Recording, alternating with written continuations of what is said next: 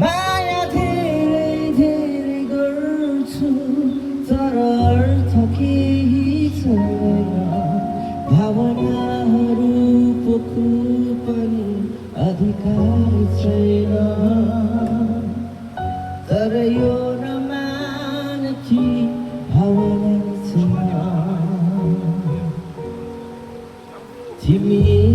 कल्पना हो वास्तविकतामा छैन मेरो भ्रम हो परिभाषित मैले गर्न सक्दिन तिमी मेरा हरेक चाहना अनि कहाना हो मेरो मनभित्रका